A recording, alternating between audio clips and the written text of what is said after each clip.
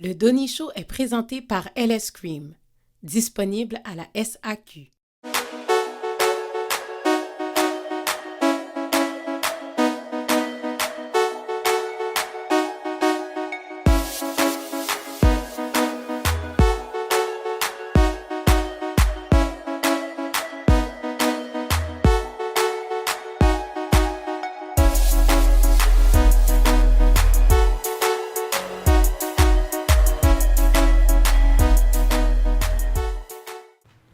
Bonjour, bienvenue au Donny Show. Cette semaine, je reçois trois de mes beaux panélistes, Katie, Harry et Gérardine. Salut! Salut. Vous allez bien aujourd'hui? Est-ce que vous êtes content d'être ici? Oui. Parce qu'aujourd'hui, on a un sujet chaud. C'est un sujet que j'ai vu revenir à plusieurs reprises en discutant avec mon équipe. Tout le monde me dit « Ah, pose pas cette question, nanana. » Je sais pas si c'est parce que c'est un peu tabou. Mais à la fin, je me suis dit « Tu sais quoi, ici, on parle de tout. » Right? La question est... Est-ce que les communautés noires supportent assez leurs confrères dans notre société? Je vais commencer par Gérardine. J'espérais que non. OK. Mais parle dans ton cas. Essaye de te mettre dans la position. Communauté noire. En fait, je peux tout simplement parler des Haïtiens. Parfait. Parce que je suis haïtienne, tu vois. Parce que, de par ma perception, les Jamaïcains se tiennent ensemble, les Africains se tiennent ensemble. Ce que je veux dire, c'est que les gens de l'Afrique se tiennent ensemble. Donc, de par ma perception, les Haïtiens, on ne se tient pas assez ensemble. Donc, oui, on devrait. Donc, de devoir, ça, c'est pas un problème. Maintenant, quand ça vient pour le faire, moi, je parle par connaissance de cause, je dirais que mon quotidien, il m'est difficile d'automatiquement supporter des entrepreneurs noirs, dans le sens que pour ce que j'ai besoin, moi. Tu vois ce que je veux dire? Les marchés, les casse-croûtes et tout ça, ça va. Mais, comme par exemple, on parle d'aller à la banque, d'avoir une banque haïtienne. Donc, dans ton quotidien, parfois, c'est difficile de justement trouver une entreprise qui, par rapport au service que j'ai besoin, je ne sais pas si vous comprenez ce que je veux dire, tu vois? Absolument. Donc, dans ce sens-là, et aussi, je trouve qu'au niveau de la promo, la communication ne passe pas souvent. Des fois, j'essaie de trouver un site Internet, j'essaie de trouver un numéro de téléphone, tu arrives en avant, il manque un numéro. C'est des trucs que c'est simple, mais pour moi, c'est la base de tout, tu vois. Mais j'ai quand même une certaine ouverture. Quand je peux, je le fais, j'ai pas de problème. Katie! Mon Dieu, moi je trouve que oui, on se supporte beaucoup. C'est sûr qu'il y a encore beaucoup de place à amélioration, mais on est en mouvance. Ça va dans ce sens-là. Moi, je suis propriétaire d'une entreprise qui a pignon sur rue, un établissement. Fait que physiquement, je vois les gens rentrer dans mon entreprise. Je suis animatrice radio, j'ai un temps d'antenne. Alors physiquement, je les vois venir à la radio pour promouvoir que ce soit leur événement, leur entreprise, leur service. Moi, je vois l'échange et puis c'est vraiment très encourageant, lucratif. Puis c'est comme ça qu'on peut bâtir ensemble une richesse collective. Ça ne se fait pas du jour au lendemain. Non. Il faut comprendre d'où ce qu'on est venu pour comprendre où ce qu'on est, pour avoir une vision vers le futur. On est pour la plupart, même moi, je suis pas... mais moi, je suis née en Haïti.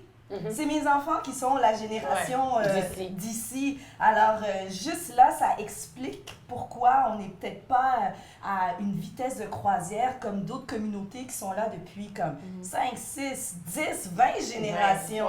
Quand tu parles de banque, ça, c'est une richesse économique qui se construit sur plusieurs générations. Puis encore là, si on parle de notre belle petite communauté haïtienne, notre histoire fait en sorte aussi qu'on a dû à beaucoup se battre pour notre stabilité, pour plein de raisons historiques. Et on n'a pas besoin d'étaler ça ici maintenant, mais il faut comprendre d'où ce qu'on vient puis apprécier où ce qu'on est rendu. Moi, je trouve qu'on fait des belles avancées. Moi, je suis d'accord, mais je vais laisser la place à Harry. Harry, dis-moi. Moi, je pense qu'on est en train de plus en plus à consommer de notre communauté. Il y a un processus qui est en train de se faire. Il faut comprendre que nos parents sont arrivés ici et eux cherchaient la stabilité pour pouvoir élever des familles et commencer à avancer. Alors, c'est sûr que l'entrepreneuriat était peut-être pas la première chose, mais nous, maintenant, on commence de plus en plus à prendre de risques, à se lancer dans des projets et ainsi de suite. Et là, ça va justement diversifier le type de service qu'on peut offrir et ainsi de suite. Je pense qu'on devrait s'encourager, alors, de plus consommer, c'est de chercher le service ou le produit qu'on a besoin dans la communauté. Comme là, on parle de banque, je sais qu'il y a beaucoup de personnes de la communauté qui feraient peut-être pas confiance, mais en commençant comme ça, on va jamais avancer. Alors, je pense qu'on devrait se donner une chance et peut-être pas prendre de risque à 100%, mais à 50%. Comme là, je pense, je sais pas si vous avez regardé, on a entendu parler des banques américaines. Là, ils se donnent un pouvoir économique pour pouvoir justement changer les choses. Et si nous, on n'est pas capable de se motiver à faire ce changement-là, on n'aura jamais aucun pouvoir et on va toujours pouvoir rester dans la même situation. Ouais, puis au-delà de la communauté haïtienne, je pense que at large, il y a la communauté black. Ouais. Tu sais, puis la communauté black, elle est forte. C'est tout ce qui est d'origine africain, américain, canadien. C'est la culture black.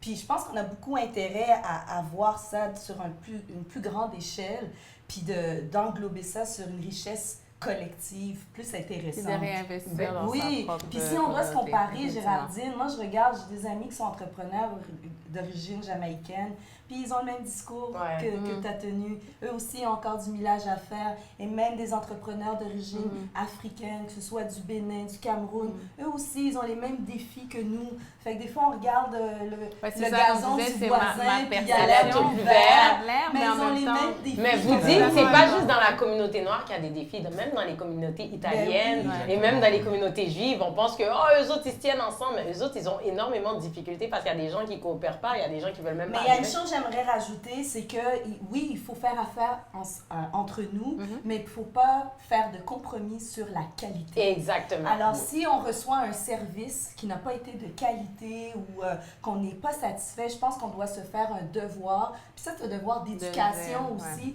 de le dire. Puis comme on dit, il y a toujours une bonne façon de le dire, une critique constructive. C'est un terrain d'apprentissage pour l'entrepreneur.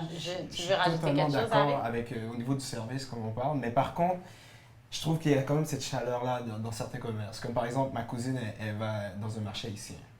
Et elle rentre et dit « Ah, mamie, comment, elle dit, ah, mamie, comment tu vas? » Et moi, j'apprécie justement cette chaleur-là. Tu sais, pour elle, ça permet de se retrouver en Haïti en quelque sorte pendant un instant. What about l'inverse? Quand la personne ne t'accueille pas comme ça, elle dit, t'arrives et elle dit « sans besoin ». Ça, c'est un service client. Je suis d'accord qu'on doit l'améliorer, mais je pense qu'il y a un processus. On doit se donner du temps, premièrement.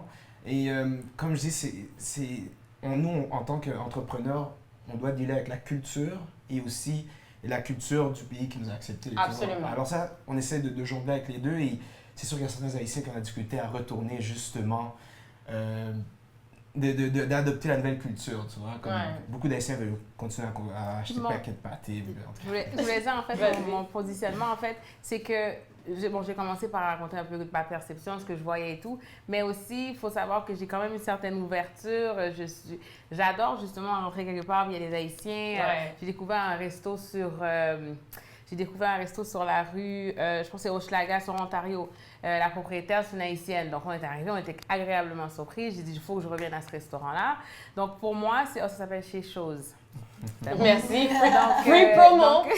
Dans ce sens-là, c'est que j'étais vraiment contente et je veux retourner justement parce que ça me fait du bien. Service. Donc, c'est sûr, en fait, on s'entend tous pour dire qu'il y a du chemin à faire. On est quand même, je suis quand même mais on est rendu à une bonne place. Il y a beaucoup de gens qui se lèvent pour changer les choses aussi parce qu'on doit être le change. Si on veut changer quelque chose, il faut qu'on commence par nous-mêmes, tu vois. Malheureusement, je dois wrap up, mais vas-y, Harry, Moi, je veux juste faire un petit point rapide Très aussi. rapidement dire que je pense que dans la communauté aussi, il y a beaucoup de commerces qui sont tenus par des Haïtiens mais qu'on ne connaît pas. Alors, comme par exemple, c'est notre free promo. Free promo. Allô, mon coco à Rosemère, c'est des Haïtiens qui tiennent ça. Et justement, les gens vont penser que c'est peut-être des Québécois ou à quoi que ce soit. Alors, je pense qu'on devrait juste être plus informés. Et c'est bon de supporter, de partager la nouvelle pour montrer aux gens que c'est pas forcément juste les autres nationalités qui font de bonnes choses, c'est notre nationalité. Mon petit point, c'est que moi, j'ai fait affaire avec un entrepreneur bâtiment. Puis pour moi, c'était important que ce soit un Haïtien. Parce que, puis je lui ai dit, j'ai dit, je t'ai choisi parce que je veux que tu me traites comme ta petite sœur, comme ta petite cousine. Moi, je veux que tu prennes soin de mon bâtiment, là, parce qu'on fait partie là, de la même famille. Puis c'est pour ça que je l'ai choisi. Fait que, tu vois, il y a des avantages aussi. Ben, en tout cas, vous avez donné tous les bons points, OK? Là, ça me laisse pas beaucoup de place, mais moi, tout ce que je peux dire, c'est que je supporte ma nationalité. Comme vous voyez, mes panélistes, en général, même mes sponsors, c'est vraiment ma communauté que j'essaie de promouvoir parce que je réalise que tous ces gens-là font des bonnes choses et je trouve que c'est tellement important de les mettre de l'avant. Et le Donny Show, ça a peut-être l'air un petit peu genre underground, mais en même temps, c'est quelque chose qui peut devenir gros. Puis quand une autre nationalité voit quelque chose comme ça, ben, on fait quelque chose de bien. Puis en plus, c'est des gens noirs, c'est des personnes de la communauté haïtienne qui ont créé tout ça. ça, ben chapeau à ma communauté. Par contre, je peux comprendre les gens qui trouvent qu'il y a un problème au niveau du code de déontologie, il y a un problème au niveau du service à la clientèle, mais je pense que plus on avance dans les générations, plus je pense que les nouvelles générations font très attention au service à la clientèle. Tu commandes des cupcakes avec baiser velouté, ben, elle va te répondre, puis elle va te dire, ben là, tu sais, à telle heure, elle va te donner un rendez-vous, elle va être là à l'heure, elle va faire des affaires de façon professionnelle. Fait que, tu sais, on aime ça. LS Cream, même chose, c'est disponible à la SAQ. Ouais. Donc, regardez, là, chapeau. Fait que là, je pourrais en nommer pour tous mes sponsors. Mais allez sur mon site, allez les regarder, allez les visiter, parce qu'ils sont vraiment, vraiment géniaux. C'est le fun qu'il y en a tellement. Exact.